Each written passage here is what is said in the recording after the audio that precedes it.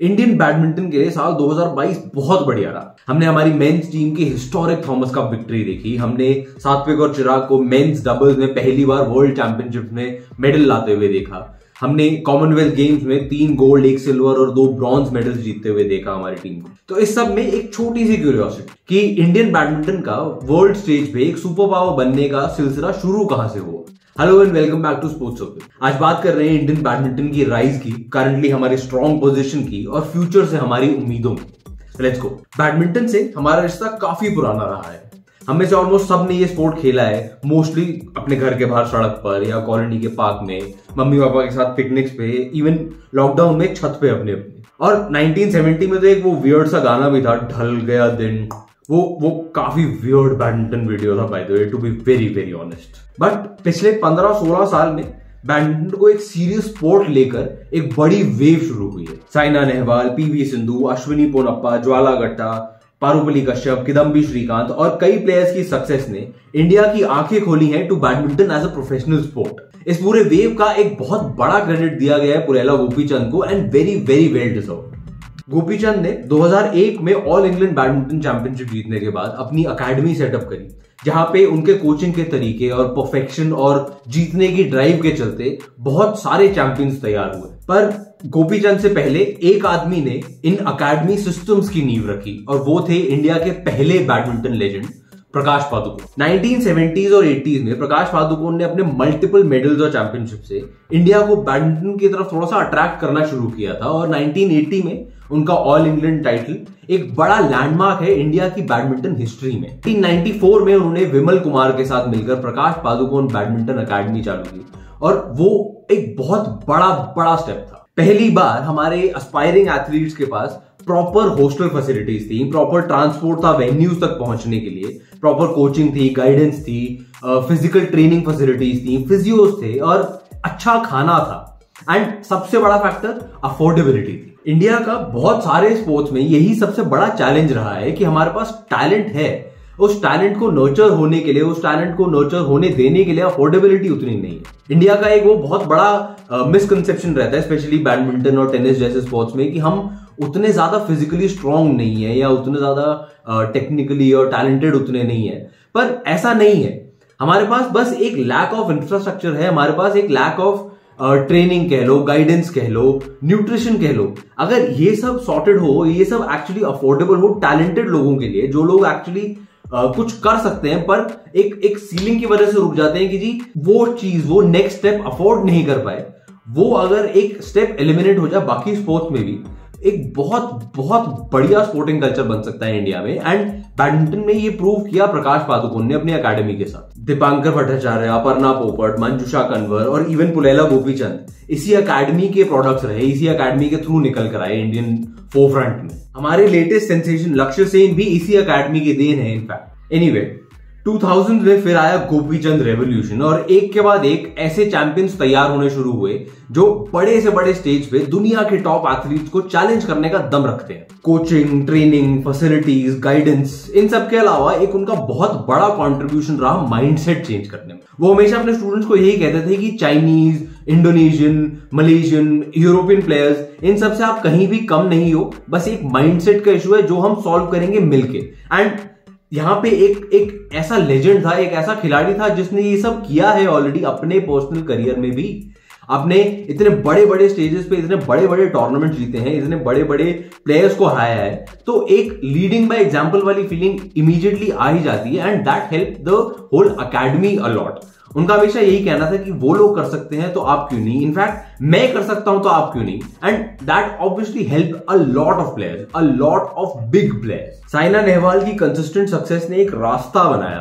PV Sindhu और किदम्बी श्रीकांत जैसे players ने उस इनिशियल पुश को और ज्यादा स्ट्रॉन्ग किया, और अब ये थॉमस कप की हिस्टोरिक विक्ट्री ये अनाउंस कर गई है वर्ल्ड को कि we deserve to be counted amongst the very best. So what next? आने वाला टाइम एक थोड़ा सा चैलेंजिंग होने वाला है फॉर श्योर। एक बहुत ही रिनाउंड चीज है कि जी आप जब सक्सेस की तरफ चल रहे होते हो तो इतने ज्यादा लोग आपके साथ अटैच नहीं होते, इतने ज्यादा आपके अफेयर्स में इन्वॉल्व नहीं होते हैं लोग।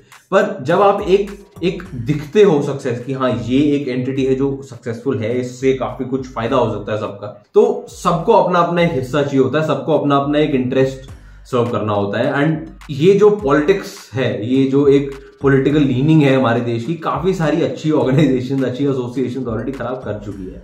एंड अब इस स्टेज पे, इस पॉइंट पे जहां पे बैडमिंटन ऑलरेडी पहुंच गया इंडिया में, जिस सक्सेस की हम बात कर रहे हैं, वहां पे एक चैलेंज जरूर होगा कि ये जो फैक्टर होता है, ये जो एक पॉलिटिकल इंटरफेरेंस होना शुरू हो जाता है, वो जितना लिमिटेड हम रख सकें उतना ज्यादा फायदा होगा खिलाड़ियों का। खासकर एक आप देखते हो हर एसोसिएशन में, जैसे अभी हमने पिछले साल में काफी सारे एसोसिएशंस का वो देखा कि कभी कुछ हो रहा है, कभी कोई बैन हो रहा है, कभी कुछ और पंगा हो रहा है। हमने एक वीडियो भी किया था उसके बारे में, जब AIFF और इंडियन ओलंपिक एसोसिएशन, इन सब का कुछ ना कुछ चल रहा था। तो वो एक चीज को हमें सेफ गार्ड करके रखना पड़ेगा।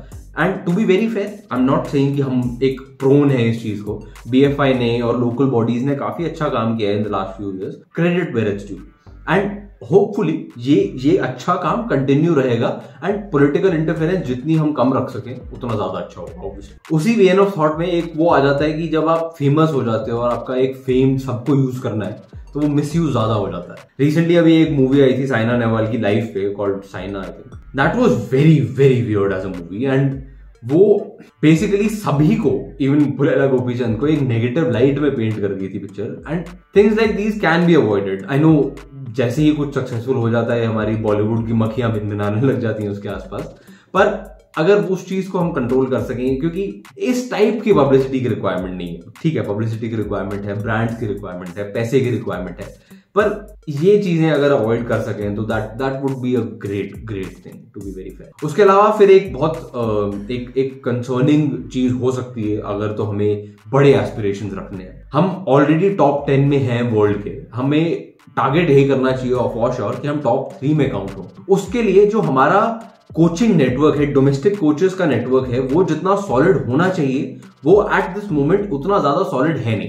एंड ठीक है, we are working towards it, but we probably need to work a lot more, क्योंकि फ्रॉम द ग्राउंड लेवल अगर बच्चे इंटरेस्ट दिखा रहे हैं स्पोर्ट में, अगर आज की डेट में अगर आप ये बोलते हो कि क्रिकेट के बाद कोई कंट्री में स्पोर्ट पॉपुलर है, वो बैडमिंटन ही है, टू बी वेरी फेयर, तो ऐसे में आपका कोचेस का नेटवर्क बहुत ज्यादा सॉलिड होना चाहिए, ताकि हम आने वाले 5, 7, 10 साल में टॉप 3 में काउंट हो, if not the very best. हमारे पास टैलेंट की कमी नहीं है, हमारे पास इंफ्रास्ट्रक्चर भी धीरे धीरे इंप्रूव हो रहा है। कोचिंग पे हमें ध्यान देना होगा, क्योंकि वो एक बहुत ज्यादा क्रूशियल रोल प्ले करेगा। उसी एक वेन में फंडिंग एक बहुत बड़ा फैक्टर रहेगा टॉप 10 से टॉप 3 तक जाने में। फंडिंग आ रही है, CSR फंड हमारे पास काफी है, गवर्नमेंट फंडिंग भी काफी सारी रिलीज हो रही है। हमें और ज्यादा सोचना पड़ेगा कि किस तरह से हम बैडमिंटन में पैसा लाए, ताकि हमारा जो ग्राउंड लेवल है, बिल्कुल ग्रास रूट्स वाले जो प्लेयर्स हैं, वो भी ज्यादा से ज्यादा सपोर्ट देख पाए अपने गेम के लिए, और अपने गेम में इंप्रूवमेंट देख पाए इमीडिएटली